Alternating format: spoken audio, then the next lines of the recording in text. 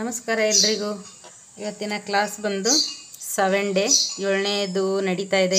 ಇವತ್ತಿನ ಕ್ಲಾಸಲ್ಲಿ ನಾನು ಏನು ಹೇಳ್ಕೊಡ್ತಾ ಇದ್ದೀನಿ ಅನ್ನೋದನ್ನು ಎಲ್ಲೂ ಸ್ಕಿಪ್ ಮಾಡ್ದಿರ ನೋಡಿ. ತುಂಬಾ ನೆಕ್ ಬಗ್ಗೆ ನಿಮಗೆ ತುಂಬಾ ಇಂಪಾರ್ಟೆಂಟ್ ಟಿಪ್ಸ್ಗಳನ್ನು ಹೇಳ್ಕೊಡ್ತೀನಿ. ಯಾವ್ಯಾವ ರೀತಿಯಾಗಿ ನಾವು ನೆಕ್ಕನ್ನ ನೀಟಾಗಿ ಫಿನಿಶಿಂಗ್ ಮಾಡೋದು ಹೇಗೆ ಅನ್ನೋದನ್ನು ನಾನು ಈ ವಿಡಿಯೋದಲ್ಲಿ ನಿಮಗೆ ಕಂಪ್ಲೀಟಾಗಿ ಹೇಳ್ಕೊಡ್ತೀನಿ. ಅದಕ್ಕಿಂತ ಮುಂಚೆ ನೀವು ತುಂಬ ಜನ ಸಬ್ಸ್ಕ್ರೈಬ್ ಮಾಡ್ದಿರ ನೋಡ್ತಾ ಇದ್ದೀರಾ. ಹಾಗೆಯೇ ಒಂದು 2000 ಜನ ನೋಡಿದ್ರೆ ಅಂದರೆ ಒಂದು 500 ಲೈಕ್ಸ್ ಕೂಡ ಬರೋದಿಲ್ಲ. ನನಗೂ ಇಂಟ್ರೆಸ್ಟ್ ಇರಬೇಕಲ್ವ, ನಾನು ಪ್ರತಿ ವಿಡಿಯೋದಲ್ಲೂ ಹೇಳೋಕ್ಕಾಗೋದಿಲ್ಲ.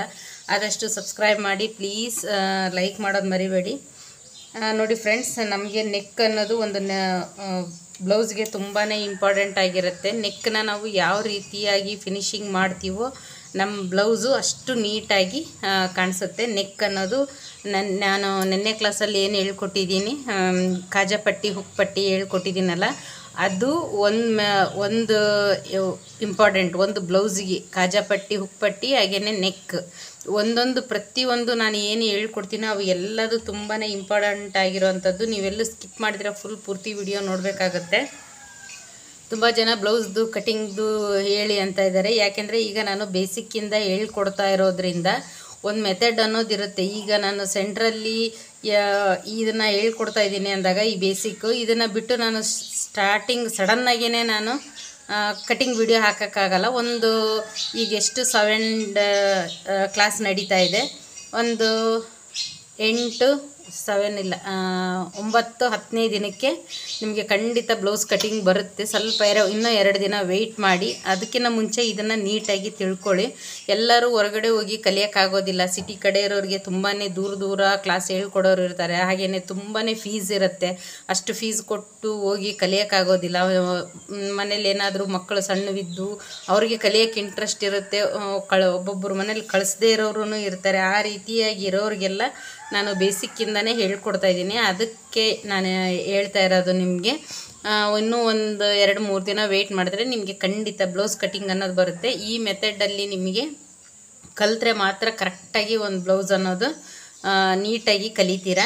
ಹಾಗೆಯೇ ತುಂಬಾ ನೀವು ಏನು ಮಾಡಬೇಕು ಅಂದರೆ ಪ್ರಾಕ್ಟೀಸ್ ಜಾಸ್ತಿ ಮಾಡಬೇಕು. ಎಷ್ಟು ಪ್ರಾಕ್ಟೀಸ್ ಮಾಡ್ತೀರೋ ನಿಮಗೆ ಅಷ್ಟು ಜಲ್ದಿ ನೀಟಾಗಿ ಕ್ವಾಲಿಟಿ ಸ್ಟಿಚಿಂಗ್ ಬರಬೇಕು. ನಮಗೆ ಮೇಯ್ನ್ ಅಂದರೆ ಕ್ವಾಲಿಟಿ ಸ್ಟಿಚಿಂಗ್ ಬರಬೇಕು. ಆವಾಗ ಮಾತ್ರ ಅದು ನಾವು ಏನೇ ಸ್ಟಿಚ್ ಮಾಡಿದ್ರೂ ನೀಟಾಗಿ ಕಾಣಿಸುತ್ತೆ ಫ್ರೆಂಡ್ಸ್.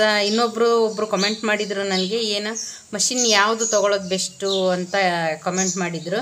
ನೋಡಿ, ನಾನು ಹೇಳೋದೇನು ಅಂದರೆ, ನೀವು ಬರೀ ನನ್ನ ಮನೇಲಿ ನನ್ನ ಬಟ್ಟೆ ಅಷ್ಟೇ ಸ್ಟಿಚ್ ಮಾಡ್ಕೊತೀನಿ, ನನಗೇನು ಹೊರಗಡೆದು ಬಟ್ಟೆ ಬೇಕಾಗಿಲ್ಲ ಅನ್ನೋರಾದರೆ ನೀವು ಒಂದು 6-6.5 ಸಾವಿರ ಇರ್ಬೋದು ಅನಿಸುತ್ತೆ ಈಗಿನ ಮಷಿನ್ ರೇಟ್. ಅದು ಸಿಂಗಲ್ ಮಷಿನ್ ತೊಗೋಬೋದು.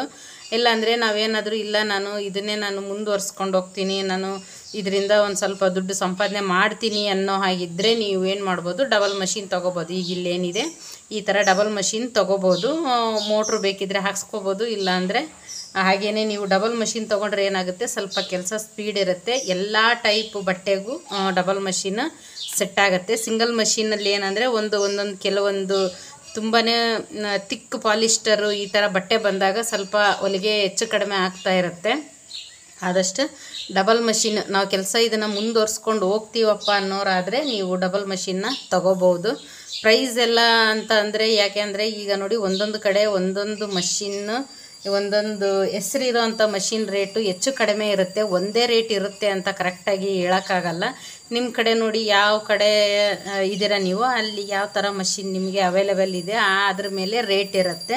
ಅದನ್ನು ನೋಡಿ ನೀವು ತೊಗೋಬೋದು. ನಾನು ಆಲ್ರೆಡಿ ಮಷಿನ್ ಬಗ್ಗೆನೇ ಒಂದು ವಿಡಿಯೋ ಮಾಡಿದ್ದೀನಿ. ನೀವು ಅದನ್ನು ನೋಡಿದ್ರೆ ನಿಮಗೆ ಅರ್ಥ ಆಗುತ್ತೆ. ನೋಡಿ ಫ್ರೆಂಡ್ಸ್, ಇವತ್ತಿಂದು ನಮ್ಮ ಇಂಪಾರ್ಟೆಂಟ್ ಏನಂದರೆ ನೆಕ್ ಬಗ್ಗೆ ಹೇಳ್ತೀನಿ ಅಂತ ಹೇಳಿದ್ದೆ. ನೆಕ್ ಅನ್ನೋದು ನಮಗೆ ಒಂದು ಬ್ಲೌಸಲ್ಲಿ ತುಂಬಾ ಇಂಪಾರ್ಟೆಂಟ್ ಆಗುತ್ತೆ. ಈ ಥರ ಒಂದು ಸ್ಕ್ವೇರ್ ಆಗಿ ಒಂದು ಪೀಸ್ನ ನೀವು ಕಟ್ ಮಾಡ್ಕೋಬೇಕಾಗತ್ತೆ. ಕಟ್ ಮಾಡಿಕೊಂಡು ಆದಷ್ಟು ನೀವು ಒಂದಷ್ಟು ಪೇಪರ್ನ ತೊಗೊಂಬಂದು ಇಟ್ಕೊಳ್ಳಿ ಫ್ರೆಂಡ್ಸ್. ನಾಳೆ ಇಲ್ಲ ನಾಡಿದ್ರಿಂದ ನಿಮಗೆ ಪೇಪರ್ ಕೂಡ ಬೇಕಾಗುತ್ತೆ. ನೋಡಿ, ನಾನು ಇದನ್ನು ಅಗಲ ಇಲ್ಲಿ 3 ಇಂಚಿಗೆ ತೊಗೊತಾ ಇದ್ದೀನಿ. ಒಂದು ಬೇಸಿಕ್ ನೀವು ಈ ಥರ ನೆಕ್ ಕಲಿತ್ರಿ ಅಂದರೆ ಮುಂದಕ್ಕೆ ನಿಮಗೆ ಯಾವುದೇ ರೀತಿ ನೆಕ್ ಪ್ರಾಬ್ಲಮ್ ಅನ್ನೋದೇ ಬರೋದಿಲ್ಲ. ನೋಡಿ, ಅಗಲ 3 ಇಂಚ್ ಇಟ್ಟಿದ್ದೀನಿ ನಾನು. ಇದನ್ನು ಉದ್ದ ಬಂದು 9 ಇಂಚಿಗೆ ಮಾಡ್ತಾಯಿದ್ದೀನಿ. ಇದು ಏನಿದೆ ಈ ರೀತಿಯಾಗಿ ಬರೋದೆಲ್ಲ ಉದ್ದ ಇರುತ್ತೆ. ನಮಗೆ ಸ್ಟ್ರೈಟ್ ಆಗಿರುವಂಥದ್ದೆಲ್ಲ ಅಗಲ ಆಗಿರುತ್ತೆ. ಇದು ಒಂದು ನೀವು ಗಮನ ಇಟ್ಕೊಂಡ್ರಿ ಅಂದರೆ ಎಲ್ಲ ಥರ ಅಗಲ ಉದ್ದ ಏನು ಬರ್ತವೆ, ವಿಡ್ತು ಲೆಂತು ಏನು ಬರ್ತವೆ ಅದು ನಿಮಗೆ ಈಸಿ ಆಗುತ್ತೆ. ನಮಗೆ ಸ್ಟ್ರೈಟಾಗಿ ಇರುವಂಥದ್ದೆಲ್ಲ ಅಗಲ ಆಗಿರುತ್ತೆ, ನಮಗೆ ಈ ರೀತಿ ಅಡ್ಡವಾಗಿರೋದೆಲ್ಲ ಉದ್ದ ಆಗಿರುತ್ತೆ. ಅದನ್ನು ನೀವು ನೋಡ್ಕೋಬೇಕಾಗತ್ತೆ. ಇದನ್ನೇ ಈಗ ನಾನು ಕರೆಕ್ಟಾಗಿ ಸ್ಕ್ವಯರಾಗಿ ಒಂದು ಲೈನ್ ಹಾಕ್ಕೊತೀನಿ. ನೀವೆಲ್ಲರೂ ಆದಷ್ಟು ಫ್ರೆಂಡ್ಸ್ ಸ್ಕೇಲ್ನ ನೀಟಾಗಿ ಯೂಸ್ ಮಾಡಿ. ಹೊಸಬ್ರಾಗಿರೋದ್ರಿಂದ ನಿಮಗೆ ಸ್ಕೇಲ್ದಿಂದ ನೀವು ಮಾರ್ಕ್ ಹಾಕೋದ್ರಿಂದ ನೀಟಾಗಿ ನಿಮಗೆ ಬರುತ್ತೆ. ನೀವು ನೀಟಾಗಿ ಸ್ಟಿಚ್ ಮಾಡಿದಾಗ ಏನಾಗುತ್ತೆ, ನಿಮಗೂ ಒಂದು ನಾನು ಕಲಿತಾ ಇದ್ದೀನಿ, ನನಗೂ ಬರುತ್ತೆ ಅನ್ನೋದೊಂದು ಕಾನ್ಫಿಡೆನ್ಸ್ ಬಂದಾಗ ಮಾತ್ರ ನೀವು ನೀಟಾಗಿ ಕಲಿತೀರ. ಆದಷ್ಟು ನೋಡಿ ಈ ರೀತಿ ಇದನ್ನ ಸ್ಕ್ವಯರಾಗಿ ನೀಟಾಗಿ ಕಟ್ ಮಾಡ್ಕೊತಾ ಇದ್ದೀನಿ ನಾನು. ಫಸ್ಟಿಗೆ ಎಷ್ಟು ಈಸಿ ಮೆಥಡಲ್ಲಿ ಹೇಳ್ಕೊಡ್ತಾ ಇದ್ದೀನಿ ಅಂದರೆ ನಾನು ನಿಜ ಈಸಿಯಾಗಿ ಕಲಿಬೋದು. ನೀವು ಅಂದರೆ ಏನು ಎಲ್ಲೂ ಸ್ಕಿಪ್ ಮಾಡ್ದಿರ ನೋಡಬೇಕಾಗತ್ತೆ. ಆದಷ್ಟು ನೀವು ಸಬ್ಸ್ಕ್ರೈಬ್ ಮಾಡ್ಕೊಂಡು ನೋಡಿ ಫ್ರೆಂಡ್ಸ್. ತುಂಬ ಜನ ಸಬ್ಸ್ಕ್ರೈಬೇ ಮಾಡ್ತಾ ಇಲ್ಲ, ನೀವು ಹಾಗೆ ನೋಡ್ತೀರಾ ಕೈ ಬಿಟ್ಬಿಡ್ತೀರಾ, ಲೈಕ್ ಕೂಡ ಕೊಡೋದೇ ಇಲ್ಲ ಜಾಸ್ತಿ. ನೋಡಿ ಈ ರೀತಿಯಾಗಿ ಕೆಳಗಡೆನೂ ಒಂದು ನಾನು ಸ್ಕ್ವಯರ್ ಬಟ್ಟೆನ ಹಾಕ್ಕೊಂಡಿದ್ದೀನಿ. ಇಲ್ಲಿ ಈ ಥರ ಸ್ಕ್ವಯರ್ ಇರೋವಂಥ ಬಟ್ಟೆ ಹಾಕ್ಕೊಂಡು ಅದ್ರ ಮೇಲೆ ನಾವು ಇದನ್ನು ಈ ಥರ ಹಾಕ್ಕೋಬೇಕಾಗುತ್ತೆ. ಇದರಲ್ಲಿ 2 ವಿಧ ಇದೆ. 2 ವಿಧನೂ ಕೂಡ ನಾನು ಇವತ್ತು ನಿಮಗೆ ಹೇಳ್ಕೊಡ್ತೀನಿ. 2 ಮೆಥಡಲ್ಲಿ ನಾವು ಒಂದು ಸ್ಕ್ವಯರ್ ನೆಕ್ನ ರೆಡಿ ಮಾಡ್ಬೋದು. ನೋಡಿ ಫಸ್ಟಿಗೆ ಈ ಥರ ಕರೆಕ್ಟಾಗಿ ಬಟ್ಟೆ ಹಾಕ್ಕೋಬೇಕಾಗತ್ತೆ. ನೀವು ಇನ್ನೂ ಹೊಸಬ್ರು, ನನಗಿನ್ನೂ ಬಟ್ಟೆ ಸರಿಯಾಗಿ ಕರೆಕ್ಟಾಗಿ ಕೂಡಲ್ಲ ಬರಲ್ಲ ಅನ್ನೋರು ಏನು ಮಾಡಿ, ಒಂದಷ್ಟು ಇಲ್ಲೊಂದು ಅಲ್ಲಲ್ಲಿ ಪಿನ್ಗಳನ್ನ ನೀವು ಹಾಕ್ಕೊಳ್ಳಿ.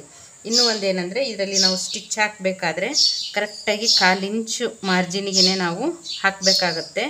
ಈ ಪಾಯಿಂಟ್ಗಳು ಏನಿರ್ತವೆ, ಈ ಸ್ಕ್ವಯರ್ ನೆಕ್ಗೆ ಈ ಪಾಯಿಂಟ್ ಏನಿದ್ದಾವೆ ಅಲ್ಲಿ ನೀವೇನು ಮಾಡಿ, ಈ ರೀತಿಯಾಗಿ ನಮಗಿನ್ನೂ ಬರಲ್ಲ ಕರೆಕ್ಟಾಗಿ ಅನ್ನೋರು ಈ ರೀತಿ ಒಂದು ಲೈನ್ನ ಹಾಕ್ಕೊಳ್ಳಿ. ಸ್ಕೇಲ್ ತೊಗೊಂಡು ಬೇಕಿದ್ದರೆ ನೀವು ಇಲ್ಲಿಂದ ಇಲ್ಲಿವರೆಗೂ ಹಾಕ್ಕೋಬೋದು. ಅದನ್ನೆಲ್ಲ ಮಾಡಿದ್ರೆ ನನಗೆ ವಿಡಿಯೋ ತುಂಬ ಲಾಂಗ್ ಆಗಿಬಿಡುತ್ತೆ. ವಿಡಿಯೋ ಲಾಂಗ್ ಆದರೂ ಪರವಾಗಿಲ್ಲ, ನಾವು ನೋಡ್ತೀವಿ ಅನ್ನೋರಾದರೆ ನಾನು ಅದನ್ನು ಕೂಡ ನಿಮಗೆ ಹೇಳ್ಕೊಡ್ತೀನಿ. ಈಗ ನಾನು ಏನು ಮಾರ್ಕ್ ಹಾಕಿದ್ದೀನಿ ಅದೇ ಥರ ನೀವು ಮಾರ್ಕ್ ಹಾಕ್ಕೊಳ್ಳಿ. ಬಿಗಿನರ್ಸ್ಗೆ ಹೇಳ್ತಾ ಇರೋದು ನಾನು. ಈ ರೀತಿ ಮಾರ್ಕ್ ಹಾಕ್ಕೊಂಡಾಗ ನಿಮಗೆ ಸ್ಟಿಚ್ ಅನ್ನೋದು ಎಲ್ಲೂ ಆ ಕಡೆ ಈ ಕಡೆ ಮೂವ್ ಆಗೋಲ್ಲ, ಕರೆಕ್ಟಾಗಿ ಆ ಮಾರ್ಕ್ ಮೇಲೆ ಬರುತ್ತೆ. ನೋಡಿ ಈ ಪಾಯಿಂಟ್ ಮಾತ್ರ ಇದನ್ನು ನೀವು ಮಿಸ್ ಮಾಡೋ ಹಾಗಿಲ್ಲ.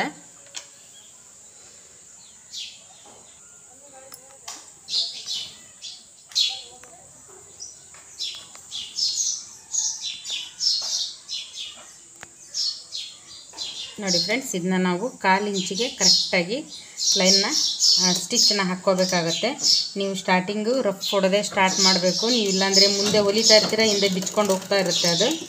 ನಾನು ಅದಕ್ಕಂತಲೇ ಈ ರೀತಿ ರಫ್ ಹೊಡೆಯೋದು ಇದರಲ್ಲಿ ಕಲೀಲಿ ಅಂತಲೇ ನಾನು ಈ ಮಷೀನಲ್ಲಿ ತೋರಿಸ್ತಾ ಇದ್ದೀನಿ.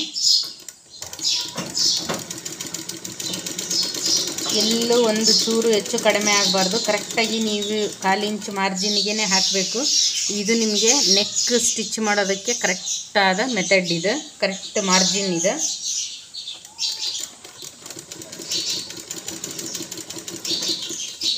ನೋಡಿ ಈ ರೀತಿ ಬಂದಾಗ ಈ ರೀತಿ ನೀಡಲ್ ಸ್ಟಾಪ್ ಮಾಡ್ತೀರಲ್ಲ ನೀವು, ಅದು ಬಟ್ಟೆಯಲ್ಲೇ ಇರಬೇಕು. ಈ ರೀತಿ ಮೇಲೆ ಎಲ್ಲ ಇದ್ದಾಗ ಏನಾಗುತ್ತೆ, ಆ ಸ್ಕ್ವಯರ್ ಅನ್ನೋದು ಕರೆಕ್ಟಾಗಿ ಬರೋದಿಲ್ಲ.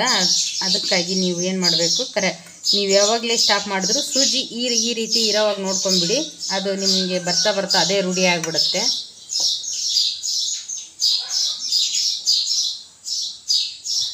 ಬಟ್ಟೆ ಕರೆಕ್ಟಾಗಿ ಮಾಡಿಕೊಂಡು ಇಲ್ಲೂ ಕೂಡ ಅಷ್ಟೇ. ನೋಡಿ ಈಗ ನಾನೇನು ಸ್ಟಾಪ್ ಮಾಡಿದ್ದೀನಿ ಅಲ್ಲಿಂದನೇ ಕಂಟಿನ್ಯೂ ಆಗಬೇಕು. ಅದೇ 1/4 ಇಂಚು ಮಾರ್ಜಿನ್ನೇ ಇರಬೇಕು. ಅದು ಕೂಡ ಹೆಚ್ಚು ಕಡಿಮೆ ಆಗೋ ಆಗಿಲ್ಲ.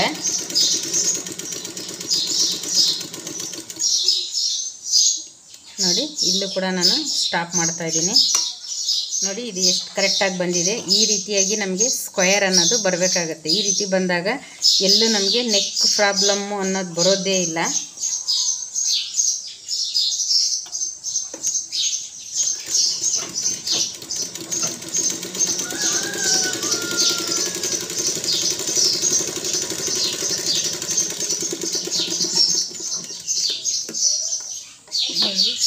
ಈ ರೀತಿಯಾಗಿ ಬರಬೇಕಿದೆ ಸ್ಕ್ವಯರ್. ನೋಡಿ ಎರಡು ಕಡೆ ಈ ಪಾಯಿಂಟ್ ಏನಿದೆ ಕರೆಕ್ಟಾಗಿ ಬರಬೇಕು. ಈ ಹಾಕಿರೋವಂಥ ವಿಡ್ತ್ ಏನಿದೆ ಎಲ್ಲ ಕಡೆ ಒಂದೇ ವಿಡ್ತ್ ಇರಬೇಕು. ಹೆಚ್ಚು ಕಡಿಮೆ ಆದರೂ ಕೂಡ ನಿಮಗೆ ಅದು ನೆಕ್ ನೀಟಾಗಿ ಬರೋದಿಲ್ಲ. ಕರೆಕ್ಟಾಗಿ ಏನು ನಾವು ಕಟ್ ಮಾಡ್ಕೊಂಡು ಸ್ಟಿಚ್ ಹಾಕಿದ್ದೀವೋ ಅದ್ರ ಸರಿಯಾಗಿ ಇದನ್ನು ಒಳಗಡೆ ಇರೋ ಪೀಸ್ನ ಕಟ್ ಮಾಡ್ಕೋಬೇಕಾಗತ್ತೆ.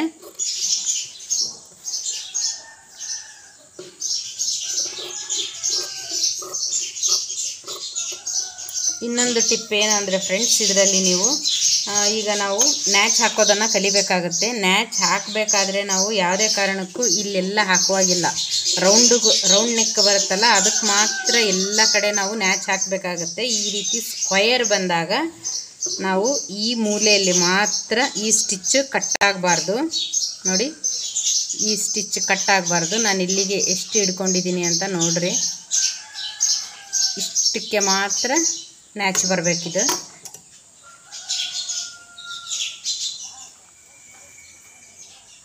ಸ್ಟಿಚ್ ಕಟ್ಟ ಆಗುವಾಗಿಲ್ಲ. ಇಷ್ಟು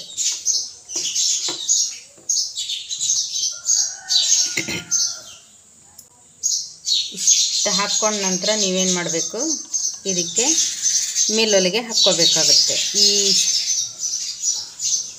ಇದರಲ್ಲಿ ನಿಮಗೆ ಮೇನ್ ಪೀಸ್ ಯಾವುದು ಅಂತ ನೋಡಿಕೊಂಡು ವೇಸ್ಟ್ ಪೀಸು ಅಥವಾ ಲೈನಿಂಗ್ ಪೀಸು ನಾವು ಎಕ್ಸ್ಟ್ರಾ ಅಟ್ಯಾಚ್ ಮಾಡಿರೋ ಅಂತ ಇರುತ್ತಲ್ಲ ಅದ್ರ ಮೇಲೆ ನಾವು ಮೇಲೊಲಿಗೆನ ಹಾಕ್ಕೋಬೇಕಾಗತ್ತೆ.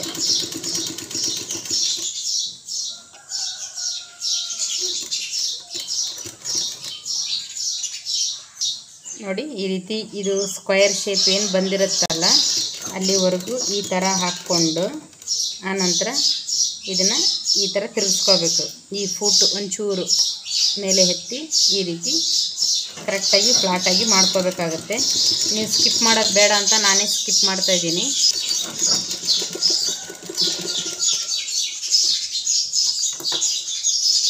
ನೋಡಿ, ಈ ರೀತಿ ಮೇಲೊಲಿಗೆ ಹಾಕ್ಕೋಬೇಕು. ಹಾಕ್ಕೊಂಡ ನಂತರ ನೀವು ಇಷ್ಟಕ್ಕೆ ಕರೆಕ್ಟಾಗಿ ಇದನ್ನು ಫೋಲ್ಡ್ ಮಾಡ್ಕೋಬೇಕಾಗುತ್ತೆ. ಫೋಲ್ಡ್ ಮಾಡಿಕೊಂಡು ನೀವು ಬೇಕಿದ್ದರೆ ಇದನ್ನು ಹಾಗೇ ಹೆಮ್ಮಿಂಗ್ ಮಾಡ್ಕೋಬೋದು, ಇಲ್ಲ ಅಂದರೆ ಇದಕ್ಕೆ ಬೇಕಿದ್ದರೆ ಸ್ಟಿಚ್ ಕೂಡ ಹಾಕ್ಕೋಬೋದು.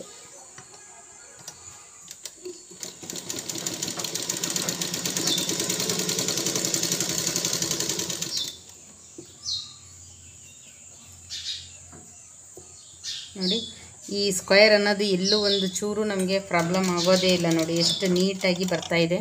ಆದಷ್ಟು ನೀವು ಹೇಳ್ತಾ ಇದ್ದೀನಲ್ಲ, ಕಾಟನ್ ಬಟ್ಟೆಯಲ್ಲಿ ಪ್ರಾಕ್ಟೀಸ್ ಮಾಡಿ ತುಂಬ ಈಸಿಯಾಗಿ ಕಲಿಬೋದು. ನೀವು ಸ್ಟಾರ್ಟಿಂಗ್ ಏನಾದರೂ ಪಾಲಿಸ್ಟರ್ ಬಟ್ಟೆ ಏನಾದರೂ ತೊಗೊಂಡ್ರಿ ಅಂದರೆ ಸ್ವಲ್ಪ ಕೈ ಕೂಡ ಲೇಟ್ ಆದಾಗ ನಿಮಗೆ ನೀಟ್ ಅನಿಸೋದಿಲ್ಲ. ಏನೇ ಸ್ಟಿಚ್ ಮಾಡಿದರೂ ಕೂಡ ನೀಟ್ ಅನಿಸೋದಿಲ್ಲ.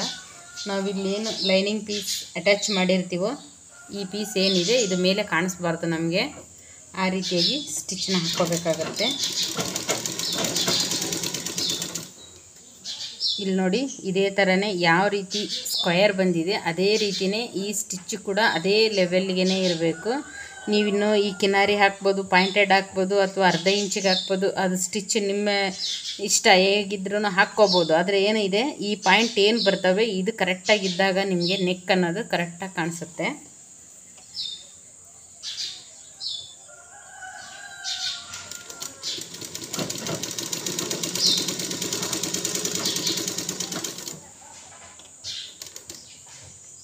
ಇಲ್ಲೇ ಸ್ಟಾಪ್ ಮಾಡಿದ್ರು ನೀವು ಸೂಜಿ ಬಟ್ಟೆಯಲ್ಲೇ ಇರಬೇಕು. ನೋಡಿ, ಈ ರೀತಿ ಕರೆಕ್ಟಾಗಿ ಮಾಡಿಕೊಂಡು ಸ್ಟಿಚ್ ಹಾಕಿದಾಗ ನಿಮ್ಗೆ ಕರೆಕ್ಟಾಗಿ ಬರುತ್ತೆ ಇದು.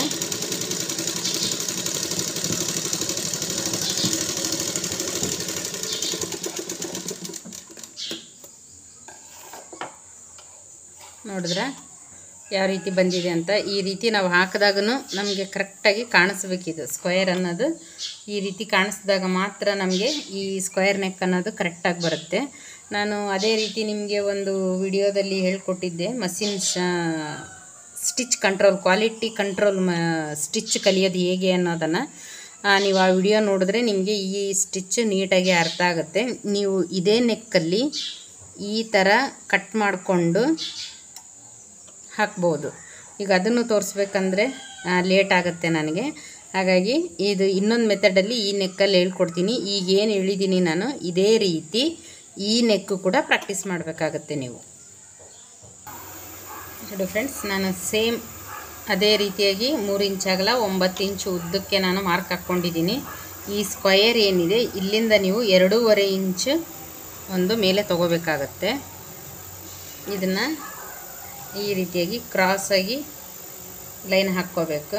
ಇದು ಸೇಮ್ ಕಲರ್ ಇದೆ, ಕಾಣಿಸ್ತಾ ಇತ್ತೋ ಇಲ್ಲ ನೋಡಿ. ಈ ರೀತಿ ಈ ಲೈನ್ ಸ್ಕ್ವೇರ್ ನೆಕ್ಗೆ ಏನಿದೆ ಸೇಮ್ ಅದೇ ಮಾರ್ಕ್ ಹಾಕ್ಕೊಂಡು ಇಲ್ಲಿಂದ 2.5 ಇಂಚು ಮೇಲೆ ತಗೋಬೇಕಾಗತ್ತೆ. ನಾವು ಕಟ್ ಮಾಡೋದು ಅಷ್ಟೇ, ಸಿಸರು ಎಲ್ಲ ಕಡೆನೂ ಫುಲ್ಲು ಟಚ್ ಮಾಡೋ ಹಾಗಿಲ್ಲ. ಈ ಸಿಸರ್ನ ನೋಡಿ, ಈ ಪಾಯಿಂಟ್ ನಮಗೆ ಬಂದಿದೆ ಇವಾಗ ಅಂದಾಗ ಮಾತ್ರ ನಮಗೆ ಇಲ್ಲಿ ಫುಲ್ ಕಚ್ಚು ಬರಬೇಕು. ಅಲ್ಲಿವರೆಗೂ ನಾವು ಇದು ಏನಿದೆ ಸ್ವಲ್ಪ ಗ್ಯಾಪಿಂದನೇ ಕಟ್ ಮಾಡಬೇಕಾಗತ್ತೆ ನೋಡಿ. ಈಗ ನಾನು ಇಲ್ಲಿ ಕಚ್ಚು ಹಾಕ್ಕೊಂಡ್ಬಿಟ್ರೆ ಏನಾಗುತ್ತೆ, ಅದು ಒಂದು ನೀಟಾಗಿ ಬರೋದಿಲ್ಲ ಅದು ಕಟಿಂಗ್ ನೋಡಿ. ಇಷ್ಟು ಫುಲ್ಲು ಹಾಕುವಾಗಿಲ್ಲ ಕತ್ರಿ ನಾನು ನೋಡಿ, ಇನ್ನೂ ಫುಲ್ ಹಾಕಿಲ್ಲ, ಒಂಚೂರು ಗ್ಯಾಪ್ ಇದೆ. ಈ ರೀತಿ ಇರಬೇಕು. ಫೈನಲ್ ಲಾಸ್ಟ್ ಬಂದಾಗ ಮಾತ್ರ ಫುಲ್ಲು ನಾವು ಸಿಸರ್ನ ಕ್ಲೋಸ್ ಮಾಡಬೇಕಾಗುತ್ತೆ.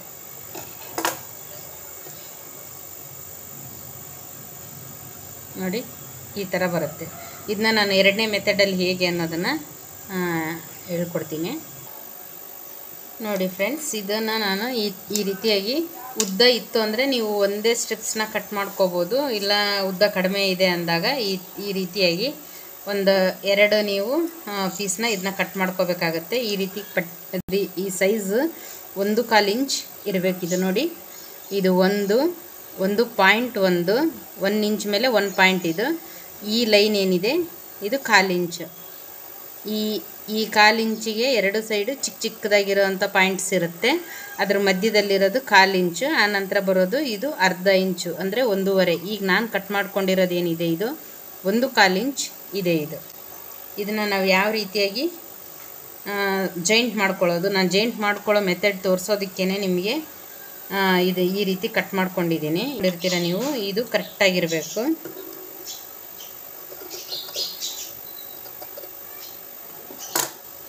ನೋಡಿ.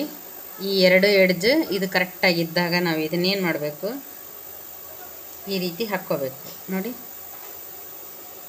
ಈ ಸ್ಕ್ವೇರ್ ನೆಕ್ಗೆ ಯಾವ ರೀತಿ ನಾವು ಕಟ್ ಮಾಡ್ಕೊತೀವಲ್ಲ ಆ ರೀತಿಯಾಗಿ ಕಾಣಿಸ್ಬೇಕಿದು. ಈ ರೀತಿ ಹಾಕ್ಕೋಬೇಕು. ಇದ್ರ ಜಾಯಿಂಟ್ ಯಾವುದೇ ಕಾರಣಕ್ಕೂ ಇದೇ ರೀತಿಯೇ ಮಾಡಬೇಕು. ನೀವು ಹೀಗೆ ಇಟ್ಕೊಂಡು ಮಾಡಬಾರ್ದು.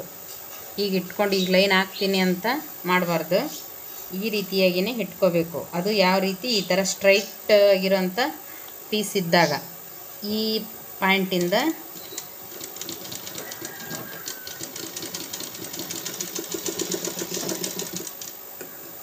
ನೋಡಿ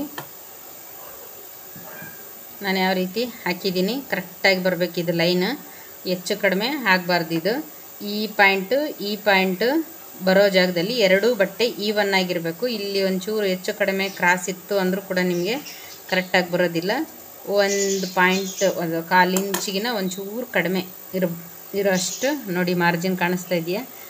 ಈ ಅಳತೆಗೆ ನೀವು ಇದನ್ನು ಕಟ್ ಮಾಡ್ಕೋಬೇಕಾಗತ್ತೆ. ಎಕ್ಸ್ಟ್ರಾ ಇರೋದು ಈ ರೀತಿ ಟರ್ನ್ ಮಾಡಿದಾಗ ನೋಡಿ ನಮಗೆ ಪೀಸ್ ಕರೆಕ್ಟಾಗಿ ಈ ರೀತಿಯಾಗಿ ಕಾಣಿಸುತ್ತೆ. ಇದು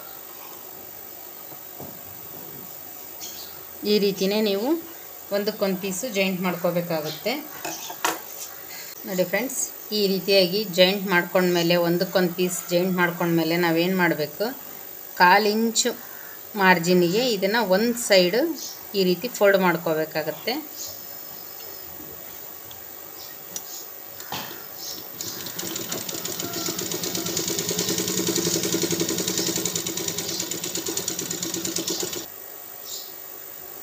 ನೋಡಿ ನಾನು ಫುಲ್ಲು ಈ ರೀತಿಯಾಗಿ ಫೋಲ್ಡ್ ಮಾಡ್ಕೊಂಡಿದ್ದೀನಿ ಇದನ್ನು ಒಂದು ಸೈಡ್.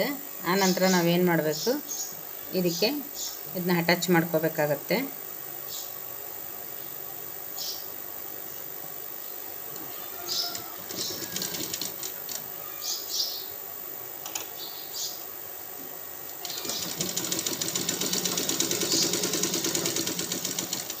ಈ ಪಾಯಿಂಟ್ ಬರುವಾಗ ನೀವು ಕರೆಕ್ಟಾಗಿ ನೋಡ್ಕೋಬೇಕಾಗತ್ತೆ ನೋಡಿ.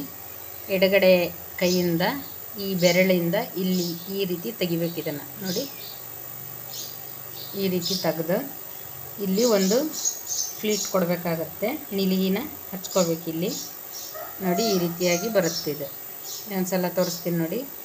ಈ ರೀತಿಯಾಗಿ ನೀವೇನು ಮಾಡಬೇಕು ಅಂದರೆ ಇಲ್ಲಿದೆಯಲ್ಲ ಇದು ಬಟ್ಟೆ ಕರೆಕ್ಟ್ ಇರೋ ರೀತಿ ಈಗ ಹಿಡ್ಕೊಂಡಾಗ ಇಲ್ಲಿ ಆಟೋಮೆಟಿಕ್ ಅದು ಉಳಿದಿರೋ ಬಟ್ಟೆ ಏನಿದೆ ನೀಲಿಗೆ ಬಂದ್ಬಿಡುತ್ತೆ ಅಲ್ಲಿ.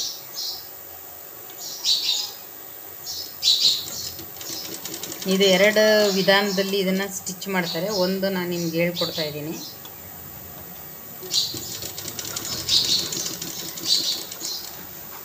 ಈ ಪಾಯಿಂಟ್ ಬಂದಾಗೂ ಅಷ್ಟೇ ನಾವೇನು ಮಾಡಬೇಕು, ಈ ರೀತಿಯಾಗಿ ನೋಡಿ ಫ್ರೆಂಡ್ಸ್, ಈ ಪಾಯಿಂಟ್ ಏನು ಬರುತ್ತೆ ನಾವು ಇಲ್ಲಿ ಬಂದಾಗೂ ಅಷ್ಟೇ ಸೇಮ್ ಅದೇ ರೀತಿಯಾಗಿ ಈ ಥರ ಒಂದು ನೀಲಿಗೆನ ಕೊಡಬೇಕಾಗತ್ತೆ. ಇಲ್ಲಿ ನೋಡಿ ಈ ರೀತಿಯಾಗಿ ಕಾಣಿಸ್ಬೇಕಿದು. ಇದು ಏನಿದೆ ಕರೆಕ್ಟಾಗಿ ಬರಬೇಕಿದು ಲೈನ್. ಈಗ ಇದ್ರ ಮೇಲೇ ನಾವು ಸೇಮ್ ಅದೇ ರೀತಿಯಾಗಿ ಸ್ಟಿಚ್ನ ಹಾಕ್ಕೊಳ್ಳೋಣ.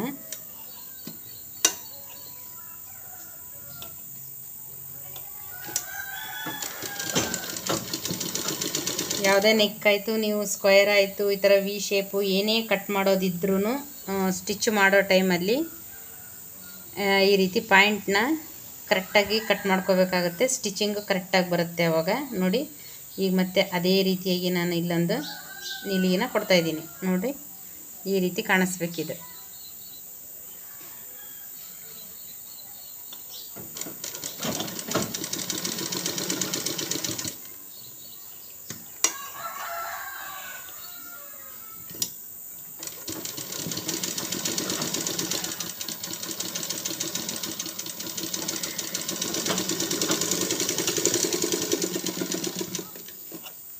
ಇದಕ್ಕೂ ಅಷ್ಟೇ ನೀವು ಎಲ್ಲ ಕಡೆ ನ್ಯಾಚ್ ಹಾಕೋ ಹಾಗಿಲ್ಲ. ಇದು ಏನು ಕರೆಕ್ಟಾಗಿ ನಮ್ಮದು ಪಾಯಿಂಟ್ ಇದೆ, ಈ ಪಾಯಿಂಟಲ್ಲಿ ಮಾತ್ರ ನಾವು ನ್ಯಾಚನ್ನ ಹಾಕ್ಕೋಬೇಕಾಗತ್ತೆ. ಎಲ್ಲ ಕಡೆನೂ ನ್ಯಾಚ್ ಹಾಕೋದಕ್ಕೆ ಹೋಗಬಾರ್ದು. ಇದಕ್ಕೂ ಅಷ್ಟೇ ಟಾಪ್ ಸ್ಟಿಚ್ನ ಈ ಸ್ಟಿಚ್ನ ಹಾಕ್ಕೋಬೇಕಾಗತ್ತೆ. ಮೇಲೆ ಕಿನಾರಿ ಸ್ಟಿಚ್ ಹಾಕ್ಕೋಬೇಕು. ಇಲ್ಲಾಂದರೆ ಇದನ್ನು ಫುಲ್ಲೂ ಈ ರೀತಿ ಫೋಲ್ಡಿಂಗ್ ಕೂಡ ನಾವು ಮಾಡ್ಕೋಬೋದು. ನೋಡಿ ನಾನು ಇದಕ್ಕೆ ಮೇಲೊಲಿಗೆ ಹಾಕ್ತಾಯಿಲ್ಲ, ಹಾಗೆ ಈ ಸ್ಟಿಚ್ನ ಹಾಕ್ತಾಯಿದ್ದೀನಿ. ಅದು ಕೂಡ ಕಿನಾರಿ ಫುಲ್ಲು ಎಂಡಿಗೆ ಬರೋ ರೀತಿ ಹಾಕ್ತಾಯಿದ್ದೀನಿ. ಈ ಪಾಯಿಂಟ್ ಏನಿದೆ ಇದನ್ನು ನಾವು ಕರೆಕ್ಟಾಗಿ ಈ ಥರ ಟರ್ನ್ ಮಾಡ್ಕೋಬೇಕು. ನೋಡಿ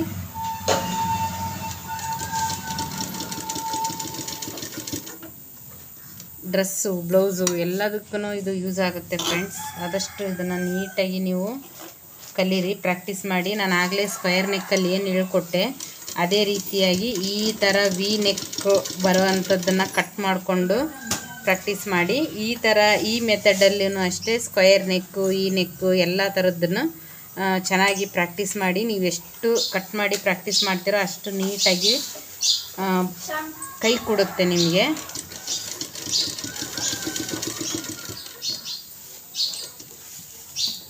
ನೋಡಿ ಎಲ್ಲೆಲ್ಲಿ ಪಾಯಿಂಟ್ ಇರುತ್ತೋ ಅಲ್ಲಲ್ಲಿ ನಾವು ಕರೆಕ್ಟಾಗಿ ಇದನ್ನು ತಿರುಗಿಸ್ಕೋಬೇಕಾಗತ್ತೆ.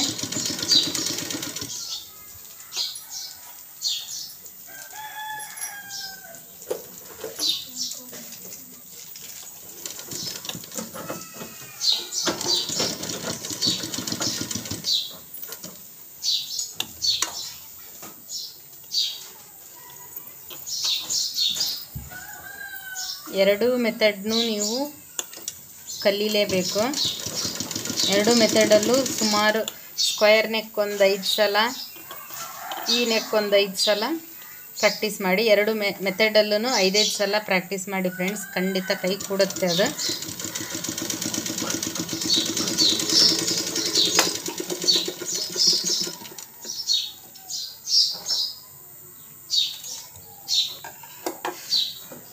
ನೋಡಿ ಈಗ ನಾನು ಇದಕ್ಕೆ ಈ ಥರ ಹಾಕಿದ್ದೀನಿ. ಇದು ಯಾವ ರೀತಿಯಾಗಿ ಬಂದಿದೆ ನೋಡಿ, ಎಷ್ಟು ಪರ್ಫೆಕ್ಟಾಗಿ ಬರುತ್ತೆ.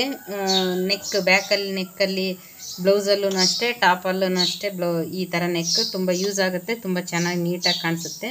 ಈಗ ನಾವು ಕಿನಾರಿ ಸ್ಟಿಚ್ ಹಾಕಿದ್ದೀವಲ್ಲ, ಈಗ ಅದೇ ಥರ ಪಾಯಿಂಟೆಡ್ ಸ್ಟಿಚ್ಚನ್ನ ಹಾಕ್ತಾಯಿದ್ದೀನಿ. ಈ ಥರನೂ ಹಾಕ್ಕೋಬೋದು, ಇಲ್ಲಾಂದರೆ ಈ ಪೀಸ್ ಏನಿದೆ ಇದಕ್ಕೆ ನೀವು ಹೆಮ್ಮಿಂಗ್ ಕೂಡ ಮಾಡ್ಕೋಬೋದು. ಈ ರೀತಿ ಸ್ಟಾಪ್ ಮಾಡಿ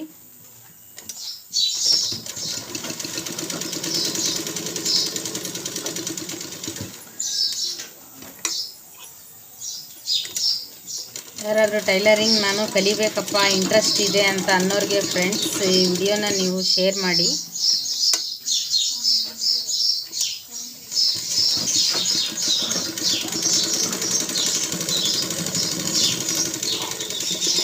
ನೋಡಿ ಫೈನಲ್ ಆಗಿ ಈ ರೀತಿಯಾಗಿ ಕಾಣಿಸುತ್ತೆ. ಇದನ್ನು ನೀವು ಸ್ಟಿಚ್ ಆದರೆ ಹಾಕ್ಕೋಬೋದು, ಇಲ್ಲಾಂದರೆ ಹಾಗೆಯೇ ಇದಕ್ಕೆ ಮೇಲೊಲಿಗೆ ಹಾಕ್ಕೊಂಡು ಹೆಮ್ಮಿಂಗ್ ಮಾಡ್ಕೋಬೋದು. ನಾನು ಅದಕ್ಕೆ ಮೇಲೊಲಿಗೆ ಹಾಕಿದ್ದೆ, ಹಾಗೆಯೇ ಅದನ್ನು ಇನ್ನೂ ಒಂದು ಸ್ಟಿಚ್ಚು ಮೇಲ್ಭಾಗದಲ್ಲಿ ಬರೋ ಹಾಗೆ ಹಾಕಿದ್ದೀನಿ. ಇದಕ್ಕೆ ನೀವು ಈ ಸಣ್ಣ ಪೀಸಿನ ಕಡೆ ಮೇಲೊಲಿಗೆ ಹಾಕ್ಕೊಂಡು ಇದಕ್ಕೆ ಹೆಮ್ಮಿಂಗ್ ಆದ್ರೂ ಮಾಡ್ಬೋದು. ಈ ರೀತಿಯಾಗಿ ಸ್ಟಿಚ್ಚು ಕೂಡ ಹಾಕ್ಬೋದು. ಎರಡೂ ವಿಧಾನದಲ್ಲೂ ಕೂಡ ಈ ಥರ ನೆಕ್ನ ರೆಡಿ ಮಾಡ್ಬೋದು. ಈ ಎರಡು ಮೆಥಡಲ್ಲೂ ನೀವು ಸ್ಕ್ವೇರ್ ನೆಕ್ಕು, ಈ ನೆಕ್ಕು ಎರಡು ಥರ ಒಂದು 5 ಪೀಸ್ನ ರೆಡಿ ಮಾಡಿ ಫ್ರೆಂಡ್ಸ್.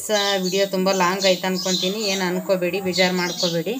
ಮತ್ತು ಎಲ್ಲ ನೀಟಾಗಿ ಕಲಿಬೇಕು ಅಂದರೆ ಎಕ್ಸ್ಪ್ಲೇನ್ ಮಾಡಲೇಬೇಕು. 2 ಅವರ್ ಹೇಳ್ಕೊಡುವಂಥದ್ದನ್ನು ನಾನೊಂದು ಕಡೆ ಪಕ್ಷ ಒಂದು 20 ನಿಮಿಷದಲ್ಲಾದ್ರೂ ನಿಮಗೆ ಹೇಳ್ಕೊಡ್ಬೇಕಲ್ಲ. ಹಾಗಾಗಿ ವಿಡಿಯೋ ಲಾಂಗ್ ಆದರೂ ಏನು ಅಂದ್ಕೋಬೇಡಿ. ಇದನ್ನೆಲ್ಲ ನೀಟಾಗಿ ಪ್ರಾಕ್ಟೀಸ್ ಮಾಡಿ. ಈ ವಿಡಿಯೋನ ಇಲ್ಲಿಗೆ ಎಂಡ್ ಮಾಡ್ತಾಯಿದ್ದೀನಿ ಫ್ರೆಂಡ್ಸ್. ಹಾಗಿದ್ರೆ ನೆಕ್ಸ್ಟ್ ವಿಡಿಯೋದಲ್ಲಿ ಸಿಗೋಣ. Thank you so much.